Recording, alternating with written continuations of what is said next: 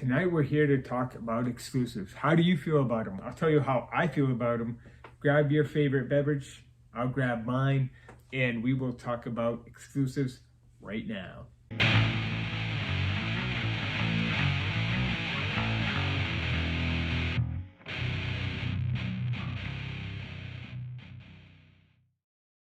Okay, so I have a variety of exclusives here.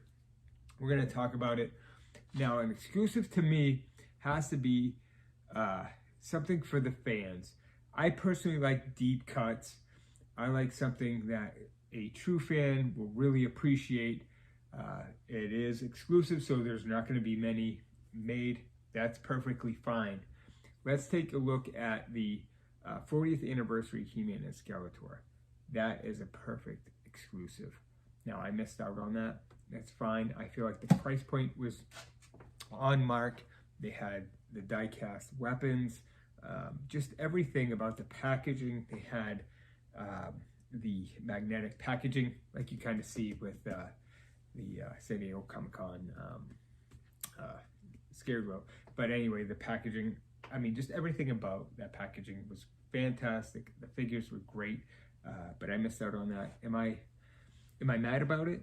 No, I missed out on it. Am I disappointed? Of course I am, but I am not mad. Now, an exclusive, I feel like, should have something new to offer. It shouldn't be a total retool or mold that they have that I feel like that they really could have capitalized on for the general public, or for, I feel like they could have, that is known for the masses. And we'll go over this in more detail. Now, I'm going to just go over some of the exclusives that I have.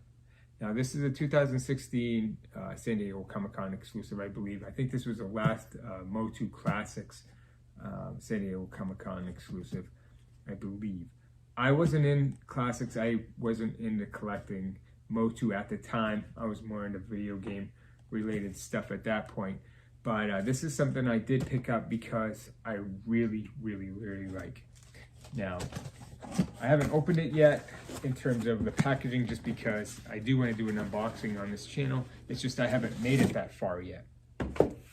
Now, Rotar and Twistoid. Now, they got the names mixed up because Twistoid is the evil energy cyborg, which is actually right here, but his name's here.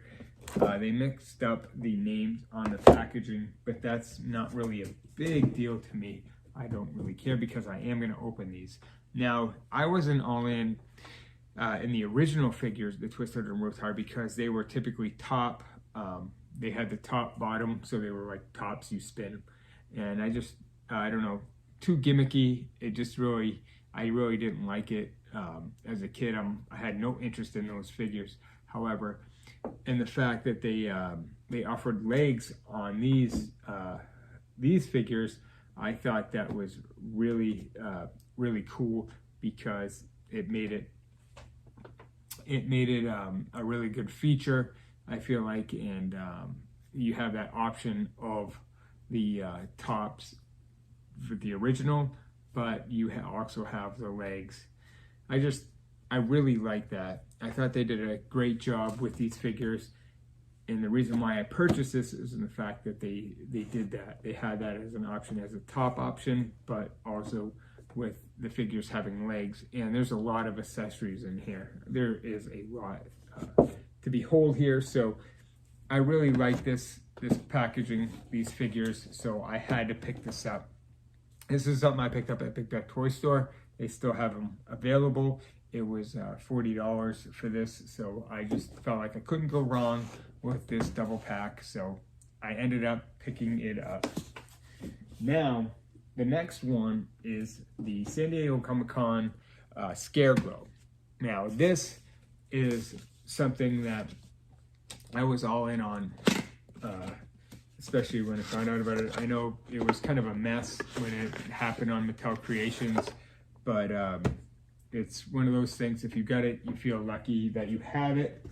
The good thing is, though, is that they released a retail version of Scareglow for the Revelations figures, which I feel is, I don't feel it's comparable, but I don't feel like you should feel like you missed out if you didn't get the exclusive, if you ended up getting the retail version because you got Scareglow. Scareglow is, I just feel like an amazing figure, and it's great.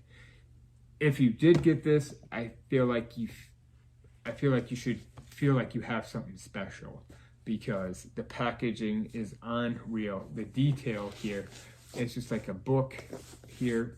You have a slip cover. It's nice, the neon green here.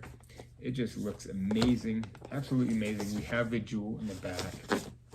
I'm gonna take the slip cover off because we have him as if he's in his cave here.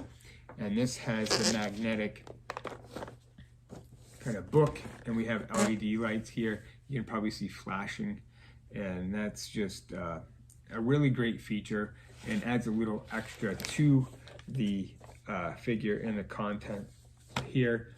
You do have the power sword, which has the Subternia and Preternia segments to it, which is good. I think they did a better job with the King Grayskull, but this was kind of the introduction to that in terms of Revelations and the power sword, splitting apart and coming together.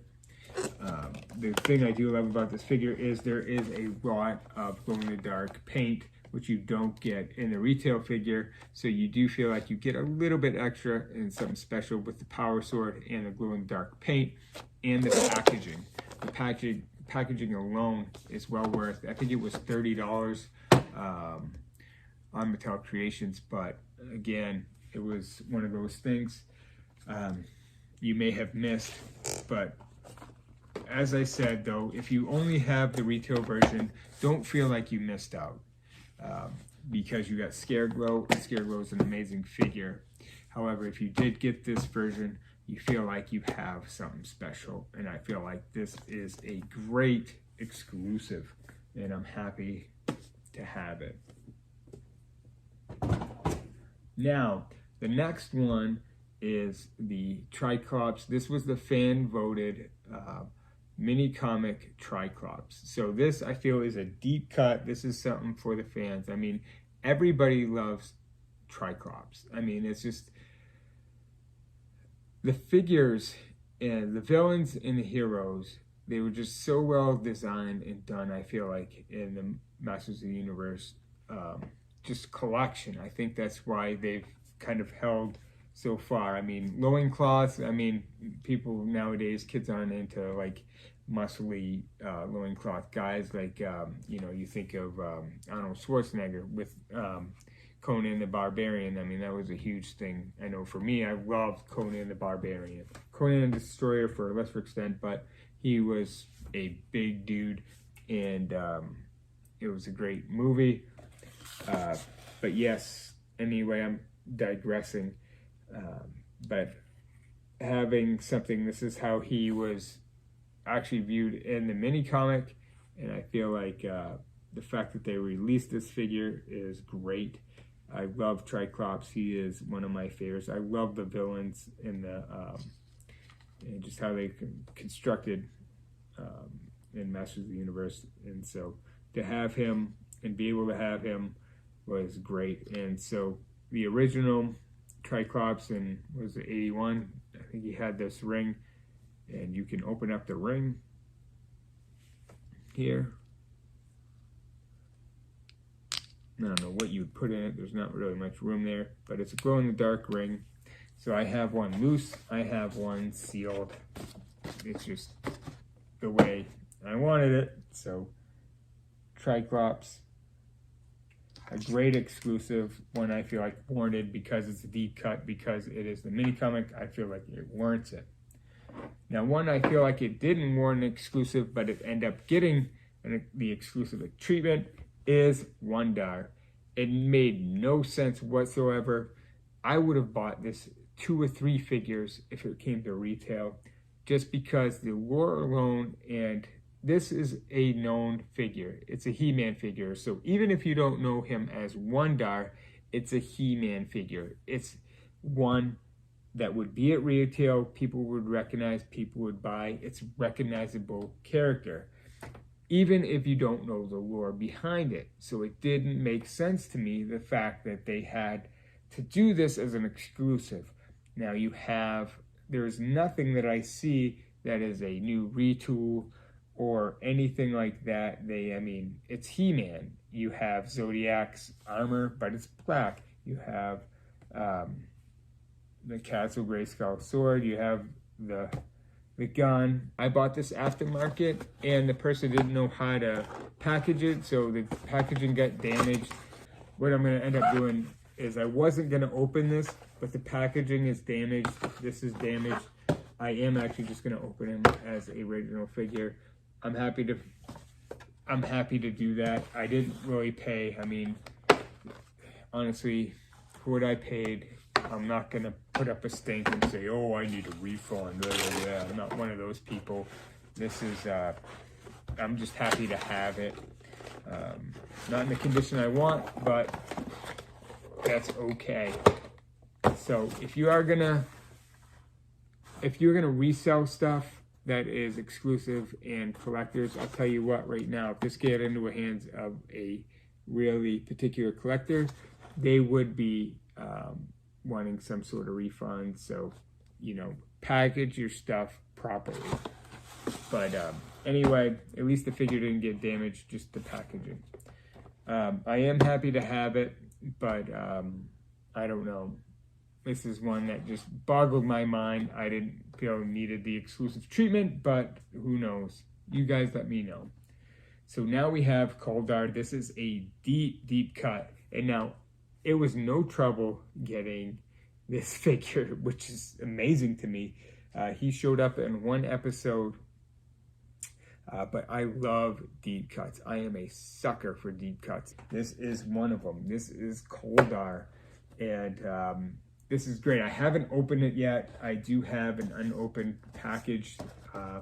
I do have this. I am going to do an unboxing of Coldar because I am excited to have him, and I will have some extra footage from the Filmation cartoon. But I did do like the reseller thing. I bought 3, and my third one actually paid for everything, so I actually essentially didn't pay anything for it, for any of these Coldars. But yeah, I'm an a-hole. But that's how things go, right? When you buy exclusives. But this is one that is definitely should be an exclusive. This is a deep cut. This is not a character that you're going to be familiar with. Kind of like Chakotay and Lord Mask. These were just characters that happen to be in episodes, and the fact that they made figures of them are fantastic. I'm in it all day. But exclusives. These are my exclusives as of right now in terms of MOTU. Now they are coming out with Cobra Khan. They are coming out with the one where he is with the Snake Man. Now, Cobra Khan did not start out with the Snake Man. He was a Escalator minion. However, the one they are doing that is exclusive has the Cobra, it has the S on the front for the Snake Man, but also has that flailing out, like that piece in the head, which, was not in the original figure. I have the original figure. I'm good with that. I will try for the exclusive. I'm not sure when that actually comes about. Maybe it already has. I haven't really been paying too close of attention to that one, but I feel like that one warrants an exclusive because Snake Man, being a Snake Man, that didn't come out in the 2000X where he was really kind of the black sheep of the Snake Man. But yeah, that's an interesting one. That's an interesting one. I think I can argue both why it should and should not be an exclusive. It could just be a deluxe figure with an extra head where it has the flailing out there as the Cobra does. But yeah, it's all up to interpretation and how you feel about exclusives. I've let you know how I felt I felt like the Wandar did not in any way, shape, or form want an exclusive. I think it was a stupid idea, but like everything else, like I feel like wanted an exclusive.